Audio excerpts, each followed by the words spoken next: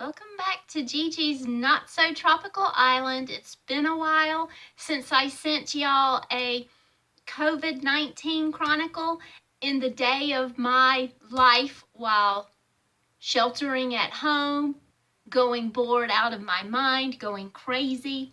And so I just thought I would take this time to share a story with you that I share with the girls at my office every year when we go into swimsuit season. I share this story and I'm going to share it with you. It's called The Bikini Waxing Gone Wrong. Okay, get ready for this. My night began as any other normal weekday night. I came home from work, I fixed dinner for my son, and we played for a little while. I then had the thought that would ring painfully in my mind for the next couple of hours. Maybe I should use that wax in my medicine cabinet. I set up my boy with a video and I head to the site of my demise.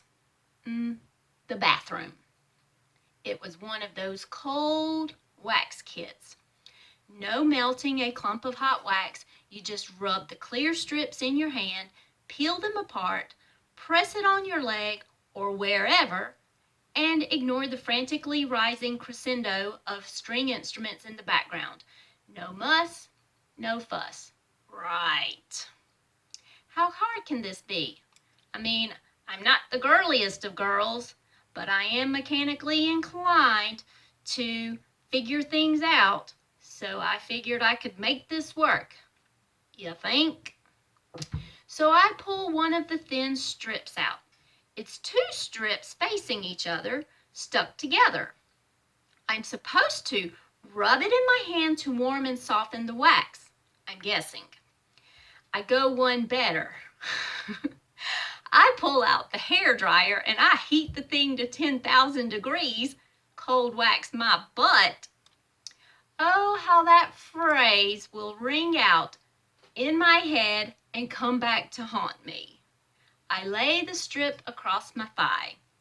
I hold the skin around it and pull. Okay, so it wasn't the best feeling in the world, but it wasn't bad. I can do this. Hair removal no longer eludes me. I am Shira, fighter of all wayward body hair and smooth skin extraordinaire. With my next wax strip, I decide to move north. You got it, down to the Netherlands. After checking on the boy and verifying that he was in fact becoming one with Bear and learning all about smells, I sneak back into the bathroom for the ultimate hair fighting championship. I drop my panties and place one foot on the toilet. Using the same procedure as before, I then apply the wax strip across the right side of my bikini line, covering the right half of my patootie and stretching up into the inside of my right butt cheek. Yeah, it was a pretty long strip. I inhale deeply and I brace myself. Rip! I'm blind from the pain, vision returning. Oh crap, I've managed to pull off half an inch of the strip. Another deep breath and rip. Everything is swirly and tie-dyed in my world. Do I hear crashing drums? I think so. Okay, coming back to normal again. I want to see my trophy, my wax-covered pelt that caused me so much agony.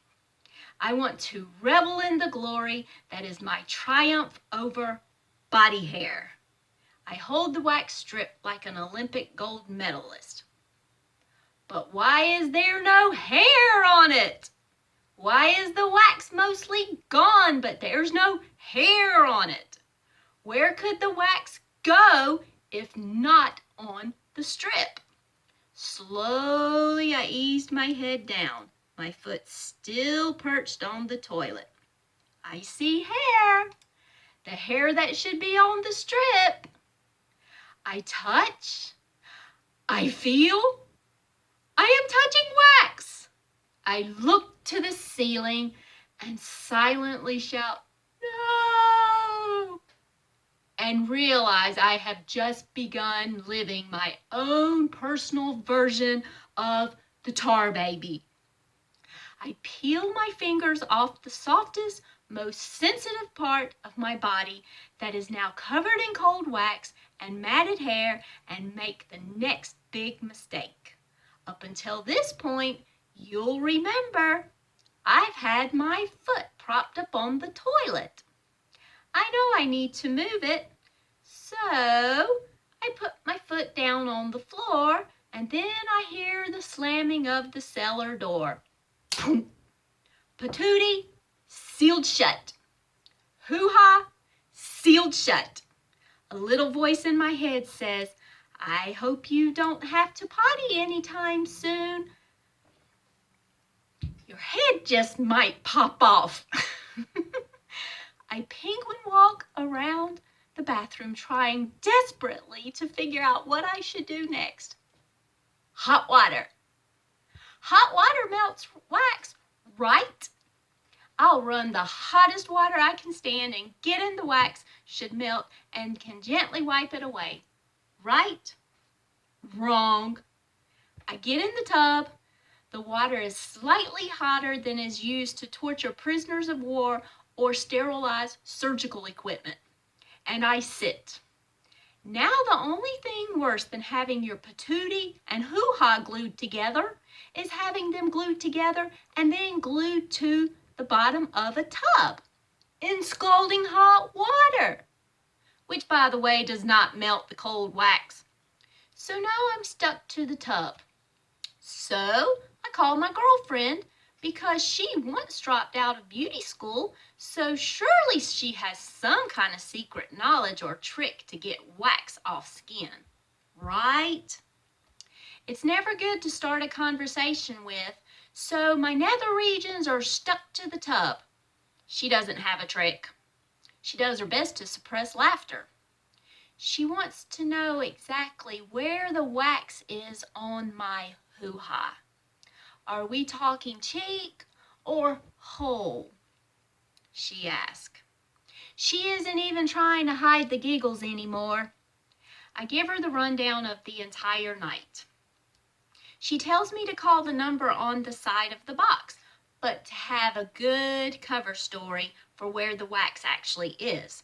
Because you know that if we were working that helpline at Double X Wax Company and somebody called with their entire crack sealed shut, we'd just put them on hold, then record the conversation for everyone so we could let everyone else hear it. You're going to end up on a radio show or the internet if you tell them the truth.